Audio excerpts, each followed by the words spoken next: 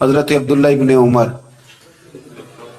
رضی اللہ تعالیٰ عنہ بیمار ہو گئے، شدید علیل تھے، طبیعت مبارک میں کمزوری آ گئی، کچھ کھانے کو دل نہیں کرتا تھا، گھر والے بار بار کہتے کچھ کھا لیجئے کچھ کھا لیجئے، نہیں کھاتے تھے۔ بالآخر حضرت نافع آپ کے غلام تھے، ان سے کہنے لگے کہیں سے مچھلی مل جائے نا تھوڑی سی میں کھاؤں گا، تو کہتے ہیں میں سارے مدینے میں ڈھونڈتا رہا، مچھلی نہ ملی، اگلے دن بھی ڈھونڈی تو نہ ملی، تیسرے دن بھی ڈھونڈی تو نہ ملی، تو فرمانے لگے یار بس چھوٹی سی خواہش ہے، کوئی فرض نہیں ملتی تو رہنے دے۔ کہتے ہیں چوتھے دن مچھلی مل گئی، میں 1.5 دینار کی مچھلی لایا، لا کے حضرت عبداللہ ابن عمر رضی اللہ تعالیٰ عنہ کے سامنے جو مچھلی رکھی تو آپ نے لقمہ روٹی کا توڑا تھا، مچھلی کو لگانے لگے کہ دروازے پہ فقیر نے آ کے آواز دی کچھ کھانے کو دو، تو حضرت عبداللہ ابن عمر نے روک لیا اور ہنسے۔ کئی دفعہ دے ہم بھی دیتے ہیں پر ہمارا چہرہ دیکھنے والا ہوتا ہے، اتنے ہم غصے میں ہوتے ہیں دے دیتے ہیں، لیکن جو چھلوٹیں ہوتی ہیں نا چہرے والی وہ گنی نہیں جاتی۔ ہنسے، فرمایا دیکھو میرا اللہ کتنا کریم ہے، وہ مجھے بچانا چاہتا، اٹھا بار دیا جا کے۔ تو خادم اب حکم کا پابند تھا، وہ لیت اللہ تو کر نہیں سکتا تھا، وہ گیا اور جا کے دے آیا۔ فقیر جب سارے محلے سے آٹا کٹھا کر لیتے ہیں تو پھر ایک جگہ جا کے بیچتے بھی ہیں۔ دے آیا، وہ 2 گلیاں آگے گزرا تو میں پیچھے دوڑا گیا، میں نے کہا سچ بتا کھانی ہے کہ بیچنی ہے؟ وہ کہنے لگا جو بھی سبب لگ جائے کر جاؤں گا، آپ نے دے جو دی ہے۔ تو کہتے ہیں میں نے اسے کہا کہ یہ 1.5 دینار کی میں نے خریدی تھی، اگر تو 2 دینار کی مجھے بیچ دے تو آج کل مچھلی مدینے میں مل نہیں رہی، تو میں اپنے آقا کو دے دوں گا، وہ یہی کھائیں گے، بیمار ہیں۔ تو کہنے لگا جی بسم اللہ، مجھے کیا اعتراض ہے، 2 دینار مل رہے ہیں، 1.5 کی مچھلی، اور 1.5 کی بھی کسی نے نہیں خریدنی تھی، اب تو پک گئی۔ فرماتے میں نے 2 دینار اس کو تھمائے، وہ مچھلی اس سے خریدی اور خرید کر کے میں لا کے حضرت عبداللہ ابن عمر کے سامنے دوبارہ رکھی، تو فرمایا یہ کیسے آ گئی؟ میں نے کہا حضور 1.5 کی خریدی تھی اور پھر فقیر کو دے دی، اب اسی سے میں 2 دینار کی خرید کے لایا ہوں، آپ قبول فرمائیں۔ تو فرمانے لگے تم نے اچھا نہیں کیا، اب اس طرح کرو 2 دینار بھی اسے دے اور مچھلی بھی واپس دے آؤ۔ عرض کی حضور کیوں؟ فرمایا تم نے قرآن نہیں پڑھا؟ حضور پڑھا ہے، فرمایا رب فرماتا ہے لن تنالوا البر حتی تنفقوا مما تحبون، تم بھلائی کو اس وقت پہنچو گے جب اپنی پیاری چیز راہ خدا میں خرچ کرو گے۔ امام غزالی نے لکھا ہے، فرمانے لگے دیا، تو وہ حضرت نافع کہتے ہیں میں دینے گیا، دے کے واپس آیا تو کچھ پریشان تھا، کیونکہ مجھے بھی 4 دن ہو گئے تھے نا تلاش کرتے، تھوڑی طبیعت میں مایوسی تھی کہ اتنی محنت سے میں نے لایا اور آپ نے واپس کر دی۔ تو حضرت عبداللہ ابن عمر نے مجھے قریب بٹھایا، پھر مجھے تھپکی دی، فرمانے لگے پتر میں نے ویسے بھی کبھی جھوٹ نہیں بولا، اور آج کل تو میں ویسے ہی بیمار ہوں، ٹائم ہی نہیں، وقت ہی نہیں، موقع ہی نہیں جھوٹ بولنے کا، میں تجھے سچ بتاؤں مجھے مچھلی کھا کے اتنا سکون نہیں ہونا تھا جتنی اللہ کے راستے میں خیرات کر کے مجھے سکون ہوا۔ تو تجھے تو میری راحت سے غرض ہے نا کہ مجھے راحت کیسے ہوتی ہے، تو مجھے سکون ملا ہے راہ خدا میں دے، میں نفسانی خواہش پوری کر لیتا تو یہ میرا نفس کل پھر مجھ سے مچھلی مانگتا، پرسوں کہتا نہیں چھوٹے گوشت کی یخنی بھی چاہیے۔ ہم لوگ الجھ گئے ہیں، بہت بڑے قیدی ہیں اپنے آپ کے، بڑے قیدی، سارا دن اپنی خواہشات کی تکمیل میں بھاگے رہتے ہیں، بڑے بڑے سونے نوجوان، میں ان پہ تنقید نہیں کرتا، مجھے ان پہ ترس آتا ہے، جب میں رات کے اندھیروں میں انہیں ٹیلی فون لے کے چوکوں میں کھڑے دیکھتا ہوں تو مجھے رحم آتا ہے، میں کہتا ہوں دیکھو نفس کی خواہش کے پیچھے یہ کیا مثلا آخر کیا ہے، اس میں ایک عورت کے پیچھے تباہ کر لیا اپنے آپ کو، یعنی زیادہ سے یہ کوئی مقصود ہے، یہ کوئی مقصد حیات ہے جس کو مقصد بنا لیا ہے؟ میرے عزیز بات کو سمجھ لیں، اتنا خوبصورت آدمی ہے اور اتنا اس کا اونچا قد کاٹ ہے، اور کیا کس کے پیچھے یہ بھاگا ہوا ہے؟ بڑا سمجھدار، دانشور، عقل مند آدمی، ذی روح بندہ، لیکن اس کا سٹیٹس آپ یہ ملاحظہ کریں کہ وہ 20-40 ہزار کی خاطر جھوٹ بولتا ہے، دھوکہ دیتا ہے، فریب اور فراڈ کرتا ہے۔ ہم اپنی نفسانی خواہشات کے پیچھے اس طرح بھاگتے ہیں کہ ہم اصل سے رہ جاتے. میری باتوں کی سمجھ آ رہی ہے آپ حضرات؟ تھوڑا تھوڑا کر کے ایک ایک کر کے ان کی باتیں کم مانی. وہ ضروری تو نہیں نا کہ سویرے ناشتہ بازار سے اپنی مرضی کا تگڑا کیا، بازار سے لا کے پوڑیاں چنے بہترین کھائے، اور پوڑیاں چنے ابھی کھائے نہیں، شاپر میں ڈالے ہوئے ہیں، اور وہ لے کے ابھی آ رہا ہے تو ساتھ ہی رستے سے گوشت بھی چھوٹا اچھا لگا تو 2 کلو وہ بھی لے آئے کہ پوڑیاں چنے کھاؤں گا اور دوپہر کے لیے گوشت پکاؤں گا. وہ پہلے یہ تو کھا لے صاحب، اس سے تو نجات پا لے. یہ پتہ نہیں ہضم ہوتا ہے کہ کچھ اور کرتا ہے تیرے ساتھ، لیکن وہ گوشت بھی ساتھ لے آیا.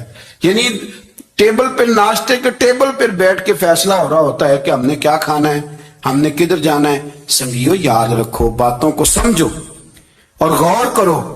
یہ تھوڑا تھوڑا کر کے جب ہم چھٹکارا حاصل کرنے کی کوشش کریں گے نا، چھٹکارا حاصل کرنے کی، کہیں جگہ سے، کسی جگہ سے اگر آپ کو تنبیہ ہوتی ہے نا، تنبیہ، اس میں بھی بڑا مزہ آتا ہے.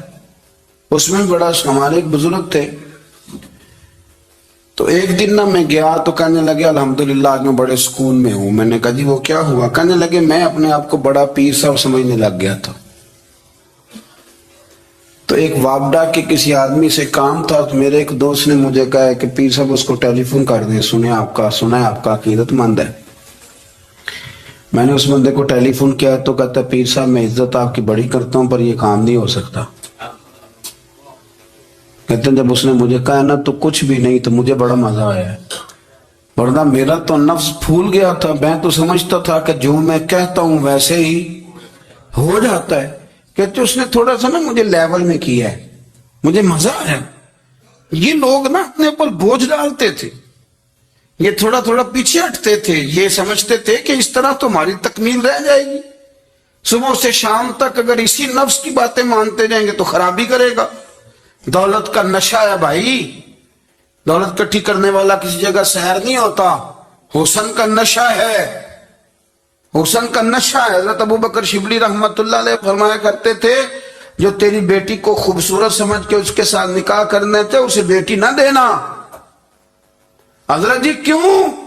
فرمایا حسن تو تھوڑے دن کے بعد ختم ہو جائے گا، پھر وہ اس کی قدر نہیں کرے گا، وہ تو کہیں اور منہ مارتا پھرے گا. حضرت ابو بکر شبلی رحمت اللہ تعالی علیہ کی بیٹی خوبصورت تھی. ایک نوجوان کہنے لگا میرا نکاح کر دیں.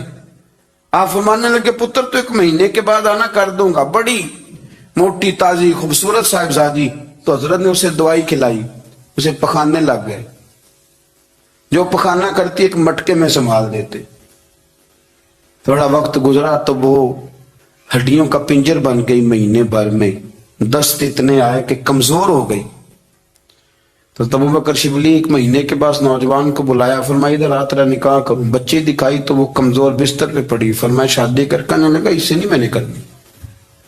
فرمایا یہ وہی ہے؟ کہنے لگا جی نہیں. فرمایا تو کہتا تھا مجھے عشق ہے، کدھر گیا تیرا عشق؟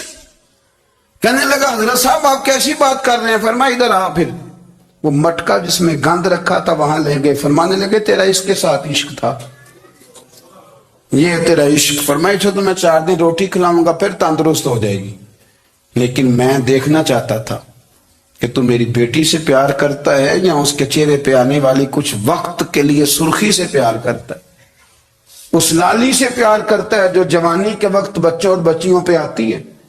کس چیز کے دل دادا؟ یعنی کیا مطلب؟ نفس کی غلامی، سراسر غلامی. اور پلٹ پلٹ کے اور بڑے بڑے سیانے بندے چھوٹی سی خواہش کے لیے. بڑا سمجھدار آدمی، بڑا سیانا بندہ. میں ایک بڑے بزرگ عالم تھے، میں ایک دفعہ ملنے گیا تو پائے پکا رہے تھے، خود پائے پکا رہے تھے. تو وہ بڑے پیار کی بات ہوتی ہے نا جی. تو تامت باندھی ہوئی اور بڑی جناب خستہ حالی اور وہ پائے پکا رہے ہیں. تو میں نے ان سے کہا، میں نے کہا حضرت جی پائے تو کسی اور نے بھی پکا لینے تھے، آپ بخاری لے کے بیٹھتے، چلو میری طرح کا کوئی بندہ آپ سے استفادہ بھی کر لیتا. اب پائے آپ لائیں گے، پھر پکائیں گے، پھر آپ کھائیں گے، تو یہ تو 24 گھنٹے آپ کسی کام میں گزر جائیں گے. تو یہ ایک چھوٹی سی خواہش کے لیے. میں کسی چیز کو حرام نہیں کہہ رہا، قرآن پاک کی جو آیت پڑھی ہے صرف اس کی تفسیر آپ کے سامنے عرض کر رہا ہوں.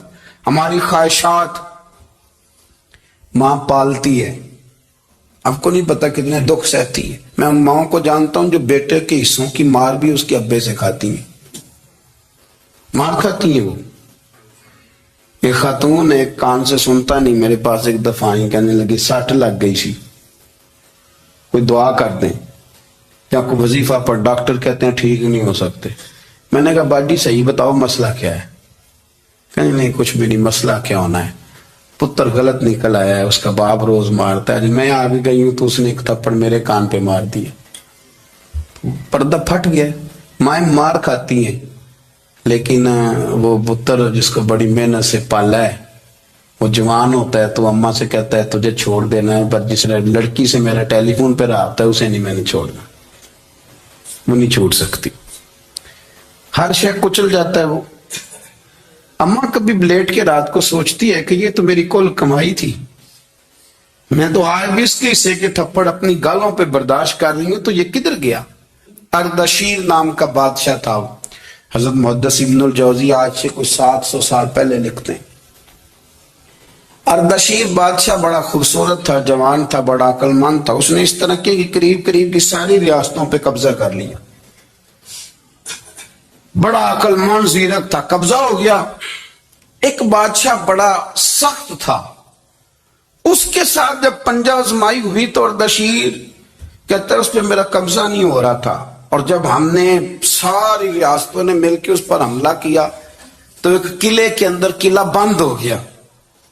अर्दशीर बड़ा खूबसूरत आदमी था, बड़ा समझदार था, तो वो बादशाह किला बंद हो गया, उसने कहा निकलना ही नहीं। अब वो अंदर बंद है, यक बारगी हमला किया तो वो बड़ा बड़ा किला था उसमें बंद हो गया। उस बादशाह की ना जिस पर हमला किया, उसकी बेटी अचानक एक दिन किले की दीवार पे चढ़ी तो अर्दशीर के हुस्न जमाल को देखा तो आशिक हो गई, और अपने ही बाप के खिलाफ उसे कहने लगी कि अगर तू मेरे साथ शादी का वादा करे ना तो मैं तुझे रास्ता बताती हूँ हमला करने का। उसने कहा मेरा वादा रहा, तो रास्ता बता। उसने रास्ता बताया उस लड़की ने, और बादशाह ने हमला किया तो उसका बाप कत्ल किया, उस इलाके पे कब्जा किया शादी के वादे पर। हाँ हाँ, नफसानी ख्वाहिश बंदे को अंधा कर देती, नहीं समझ आती उसको मैं किधर जाना है, अंधा कर देती। हमला किया, और जब उस लड़की को लेके आया ना अपने महल में,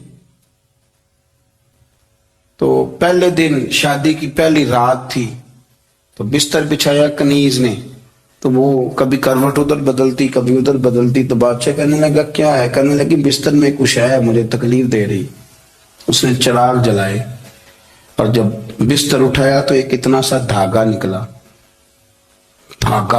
धागे से अमूमन तकलीफ नहीं होती, तो उसने कहा तो इतनी नरमो नवाज़ कह के धागा।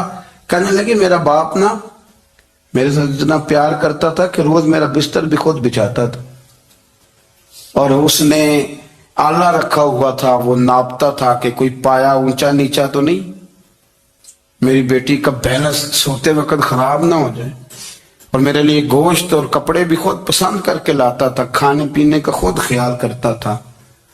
अर्दशीर कहने लगा अच्छा वो इतना प्यार करता था, और फिर तूने उसके साथ क्या किया? कहने लगा बुलाओ कनीजों को। कनीजों को बुलाया, फरमाया इसको उठाओ और जल्लाद के पास ले जाओ, उसे कहो कि इसके बाल घोड़े एक घोड़े के साथ बांधे, पैर दूसरे घोड़े के साथ बांधे, और एक घोड़ा इधर भगा दे किधर भगा दे। ये जिसके बाप ने इतना प्यार किया, ये नफ्स की इतनी गुलाम है कि उसकी वफादार नहीं रही तो मेरी वफादार कैसे बनेगी? इसने इतने नाजों से पाला कि धागा इसे बर्दाश्त नहीं।